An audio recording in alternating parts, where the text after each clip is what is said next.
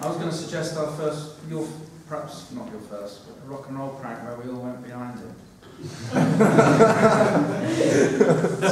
He's asleep.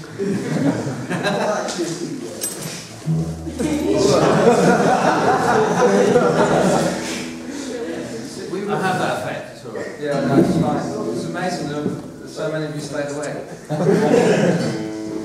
So you were rocking all night, were you? Not exactly. Not exactly. I'm just not sleeping last night. Sorry? Couldn't sleep.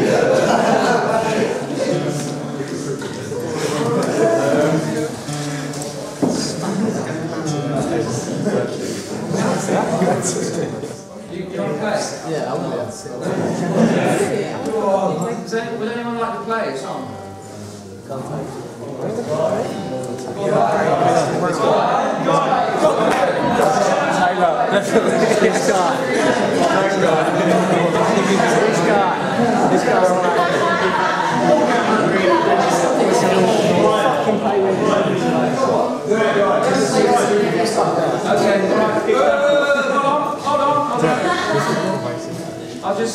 I'll ask again in a minute, but I'd like to make a point, and that is, when I first started I was really nervous, really badly nervous before every gig. I still get nervous, but I hide it a lot better than I used to.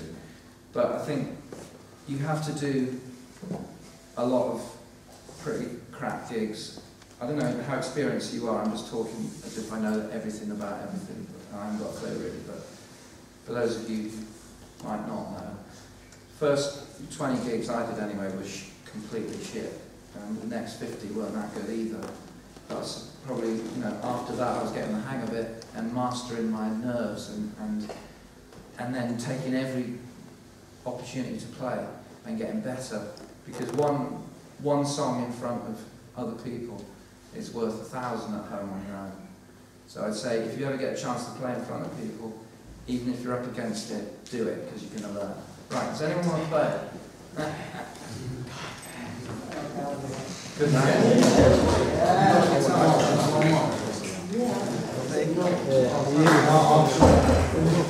Yeah, just let it come to it. Another important thing about songs, most important thing is they are just entertainment. You have to entertain people. I manage to entertain people because I'm in a band and we've got loads of tricks between us to keep people interested in watching and listening to what we're doing.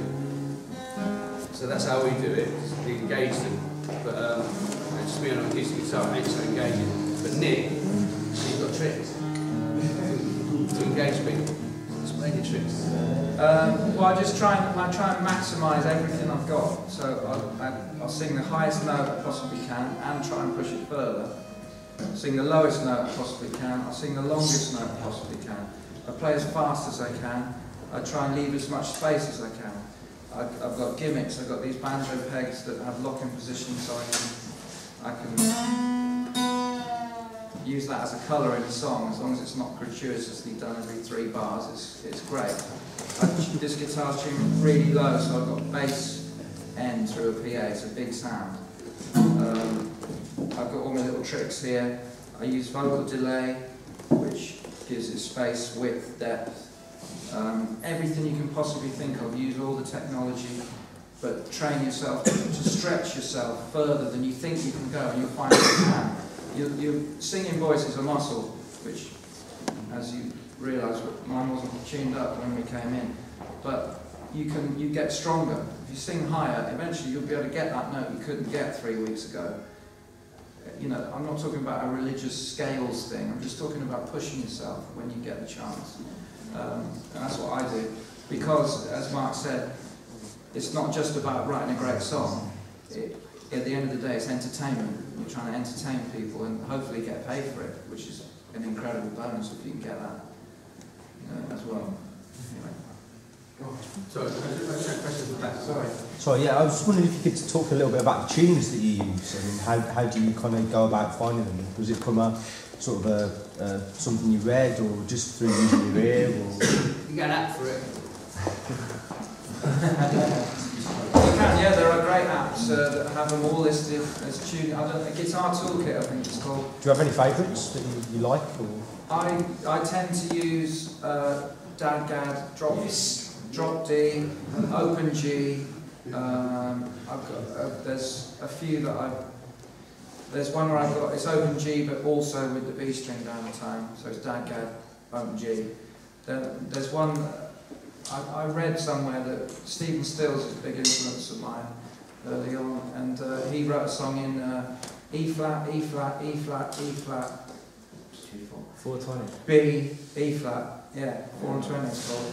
And I thought, what a great idea. So I wrote a song in G, G, G, G, B, D. And they're all, you think, you can't play anything, but you can. Because it's just, you know, just move your fingers into different places and you'll get a new song out of it straight away, pretty much. I tend to. And it's great fun. If you're in Dadgad, and you play C, it's not C anymore, it's got some, I don't know what it is, diminished ninth perhaps. it's a 7 3/4. It's a throckenteenth, that's what it is.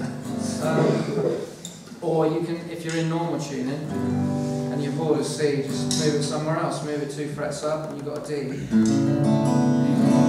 Move it another 5 frets up, you've got an E minor. Still C shape, you know, but it's not where it should be. Like we said before, there are no rules. He's having to wait now. And like Nick, for example, it has reinvented the wheel with that guitar, and it isn't there any resemblance to the guitar. No. At all. No. This bottom string's a 66. Because I wanted that big sound. These banjo pegs are supposed to be on a banjo. I put them on there myself, it's not that hard to do. And there's all this jiggery pokery as well. They're not for hanging on, well this isn't for hanging on the wall, is it really? It's a means to an end. Hopefully entertain and pay the rent too. Right. So, who's trying to play something?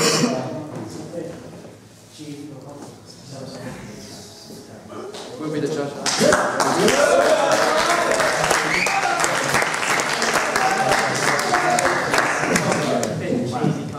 I've never